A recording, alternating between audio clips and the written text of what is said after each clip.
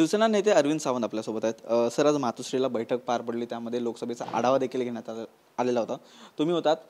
नक्की बैठक कशासाठी होती? कारण चर्चा अशा आहेत की लोकसभेची जागा दक्षिण मुंबईची ही तुम्हाला देण्यात आली। आदरणीय उद्धवजी ठाकरे शिवसेनेचे पक्षप्रमुख हे गेले महिनाभर आपण पाहिलं असेल की महाराष्ट्रातल्या 48 लोकसभा मतदारसंघाचा आढावा घेत आहेत आणि ते आढावा घेताना त्या लोकसभा मतदारसंघातील पदाधिकाऱ्यांना बोलून तिथल्या विधानसभा मतदारसंघाचा सुद्धा त्याच्यासोबत आढावा घेत असतात। मुंबईचा तो शेवटी ठेवला होता, कारण जिल्ह्यातली दूर येणारी लोक आहेत, सणसूद आलेले आहेत, मुंबईतल्या लोकांना जवळ केव्हाही बोलवता येतं म्हणून गणपतीचं काल विसर्जन झाल्यानंतर एक दिवस आराम घेऊन ताबडतोब आज 2 मतदारसंघाची बोलवण। आता त्या बैठका घेतात तेव्हा पदाधिकाऱ्यांना बोलवलं जातं, त्यांच्याकडनं ऐकलं जातं काय परिस्थिती आहे सध्याची, त्या दृष्टीने आढावा असतो बस। बाकी काय सर्वसाधारणपणे सर्व पक्ष करत असतात तोच एक आढावा असतो। निवडणुकीच्या संदर्भातली भूमिका काय असायला पाहिजे, कशी असायला पाहिजे, बाकी काय नाही। दक्षिण मुंबईसाठी लोकसभेची जागा अरविंद सावंतांसाठी आहे अशा प्रकारच्या चर्चा आहेत, त्या येतात। काय नक्की ही कानात सांगायची गोष्ट आहे, अशातला काही भाग नाही। मूळ मुद्दा असा आहे की पक्षाचे प्रमुख हे त्याचे सर्वस्व आहेत, लक्षात घ्या। हे असलं काही लपून छपून करण्याची गोष्ट नाही आहे ती जेव्हा आता तर आम्ही इंडिया आहोत, मग इंडियाची एकत्र यादी येईल किंवा पक्षाची यादी येईल, ती आदरणीय उद्धवजी ठाकरे साहेब ज्याला देतील त्याचं नाव कोणीतरी उठतं आणि काही पुढ्या सोडतं, हे मला स्वतःला व्यक्तिशही आवडत नाही ते। आणि म्हणून अशा पद्धतीचं काम आमच्याकडे कधी झालं नाही, होत नाही। एकट्याची नावं अशी होत नाही। पक्षाची यादी जेव्हा येईल, लोकसभेची निवडणूक जाहीर झाली, अजून महापालिका घेण्याची हिंमत होत नाही, बाकीचं कसलं काय घेऊन बसताय। नक्कीच पाहायचं झालं तर ही जर निवडणूक लागली तर अरविंद सावंत विरोधात राहुल नार्वेकर असा लढा पाहायला मिळेल का? कारण राहुल नार्वेकरांचं नाव आहे ते दक्षिण मुंबई लोकसभेसाठी भारतीय जनता पार्टीकडून मला कल्पना नाही।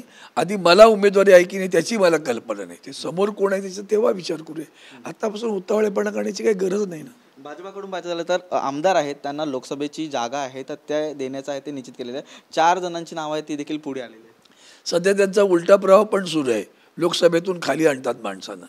अर्थात तो त्यांनी तिकडं उत्तर प्रदेशमध्ये पण केलेलंच आहे म्हणा, कारण योगी आदित्यनाथ आमच्यासोबत होते, खासदार भवरिया सुद्धा, दोघेही खासदार होते, दोघेही तिकडे गेले। आता तिकडनं त्यांनी मध्य प्रदेशात त्या सगळ्यांना पाठवलं आहे। आता तोमर आहेत, प्रफुल्ल पटेल आहेत, विजय वर्गीसजी आहेत, आमच्या त्या एक भगिनी आहेत त्याच्यामध्ये, या सगळ्यांना लोकसभेच्या खासदार आहेत ते सगळे, काही 2 मंत्री आहेत, 2-3 मंत्री आहेत, त्या सगळ्यांना त्यांनी मध्य प्रदेशात उमेदवारी दिली आहे। त्यामुळे ते त्यांच्याकडे काय करतात ते मला कल्पना आहे, खालून वर वरून खाली असेल ते कल्पना आहे त्याच्यामुळे। आणि ती पक्षाची जशी अशी गरज असेल ते करतील, त्याच्यावर मी भाष्य करण्याची गरज आहे असं मला वाटत नाही। आता मंत्र्यांचे जे विदेशचे दौरे आहेत ते रद्द झाले, त्यामागे आदित्य ठाकरेंनी ठोस भूमिका घेतली। हे जे सर्व दौरे आहेत ते कॅन्सल झाले, कारण लोकांचे नागरिकांचे पैसे ते देखील त्यातून वाचलेले आहेत। त्यावरती आरोप पुन्हा आशिष शेलारांनी केला आहे की लंडनचा दौरा देखील अशाच प्रकारे केला होता का या संदर्भात? त्यांना खरं सांगू का, जनाची नाही मनाची असेल तर जरा बोलाव। एक तरुण मुलगा कुठल्या पक्षाचा नका विचार करू, आदित्यजी ठाकरे आपल्या राज्याचे मंत्री म्हणून दावोसला गेले, सोबत उद्योग मंत्री माननीय सुभाष देसाई साहेब गेले। दावोसमध्ये त्यांनी करार करून ठेवले सगळे, पूर्णत्वास आणलेल्या गोष्टी होत्या त्या, ते सगळं त्यांनी केलं। पर्यावरणाच्या संदर्भातला सुद्धा त्यांचा पुढे दौरा झाला। त्या संबंधात जेव्हा एक वार्तालाप तिथं झाला किंवा संवादाचा एक कार्यक्रम तिथं झाला, जेव्हा जगातील दिग्गज त्या व्यासपीठावर होते, त्या व्यासपीठावर आमच्या शिवसेना उद्धव बाळासाहेब ठाकरे पक्षाचे आदित्यजी ठाकरे व्यासपीठावर होते। आणि त्या व्यासपीठावरनं त्यांनी ज्या पद्धतीनं पर्यावरणातील बदलाबाबत मतं मांडली, अभ्यासपूर्ण मांडली, ती पाहता तेथे असलेले दिग्गज सुद्धा अवाक झाले। महाराष्ट्राला अभिमान वाटला, शिवसेनेला अभिमान वाटणारच, महाराष्ट्राला अभिमान वाटला। जरा मन मोठी करायला त्या अटल बिहारीजींचं वाक्य नाही, ते घराघरात लावा तुमच्या, कुपमंडूक वृत्तीची माणसं झाली ही सगळी, कुपमंडूक। आणि म्हणून त्यांचा विचार तेवढ्यापुरता डबक्यापुरता जसंच राहतो सारखा। या पिकनिक त्यांनी बंद केल्या, बरं आदित्यजींचं कौतुक केलं पाहिजे ते सगळ्यांनी। एक केली 40 कोटी रुपये बर्बाद केले आमच्या मुख्यमंत्र्यांनी, त्याला कोण जा विचारणार की नाही काय केलं 40 कोटी रुपये जाऊन आलात तुम्ही तिकडनं ते काही नाही. आताही तसंच चाललेलं होतं. बरोबर आदित्यजींनी वर्मावर बोट ठेवलं. दोघांच्याही मुख्यमंत्री असतील नाही तर ते स्पीकर अध्यक्ष असतील दोघांच्याही पिकनिक बंद झाल्या बरं का. जनतेचा पैसा असा उधळपट्टी करायला तुम्हाला दिला का. आणि त्यांनी जाऊन काय केलं होतं ना हे साऱ्या जगाने पाहिलं आहे. बरं नसल्यास आर्किओलॉजीमध्ये तुमच्या असतील क्लिप्स त्या जरा दाखवा त्यांना जमलं तर की बाबा दावोसला कसे आदित्यजी बोलले. जगातील मीडिया त्यांच्या मागे जाऊन त्यांचा इंटरव्ह्यू घेत होता. हो कौतुक वाटलं पाहिजे ना आपल्याला अभिमान वाटला पाहिजे.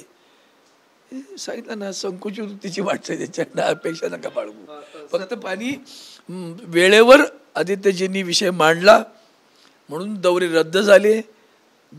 महाराष्ट्रातील सर्वसामान्यांचे पैसे वाचले. आणता तर काही येत नाही. अंडेलं घालवण्याचं काम करण्यात हुशार आहेत ते लोक.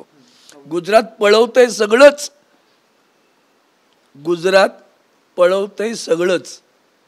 बिंदे मान खाली घालून वाकून बघतायत फक्त. झुकलेल्या मानांनी स्वाभिमान नाही दाखवतायत लक्षात ठेवा.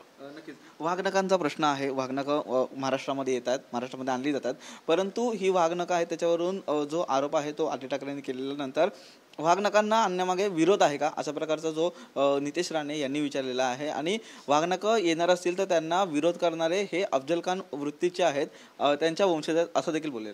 जाऊ देव कुपमंडक बोललो नव्हता मी. जेवढी उंची तेवढे विचार. वाघनखं कोणाला अभिमान वाटणार नाही. त्याच्यावर भाष्य कोणी केलं पाहिजे इतिहासकारांनी. हे खरं आहे आणि ते तिथं आहेत ना ते जाऊन आणतील आणि ते स्वागत करू. कुठे बिघडलं. ऑथेंटिकेशन कोण करणार हा प्रश्न आहे. ते ऑथेंटिकेट करू तरी चांगली गोष्ट आहे. आला तर अभिमानाची गोष्ट आहे. बाकी काय जाऊतात की जाऊ दे त्यांच्याबद्दल न बोललेलं बरं. सर शेवटचा प्रश्न सुजित पाटकरांचा जे संपूर्णमध्ये चौकशी सुरू आहे त्या चौकशीमध्ये सुजित पाटकर जे आरोप झालेले आहेत ईडी संदर्भात आणि त्यांचा संबंध ईडीनी संजय राऊतांशी असा दाखवलेला आहे.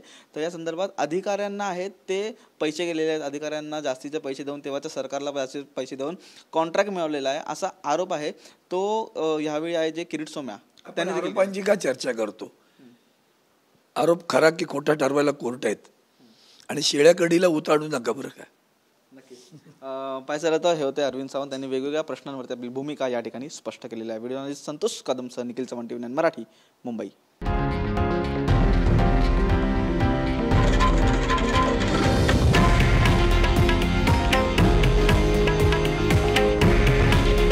हे आहे देशातील नंबर 1 न्यूज नेटवर्क आणि आपण पाहत आहात TV9 मराठी. काळजी तुमची, हित महाराष्ट्राचं.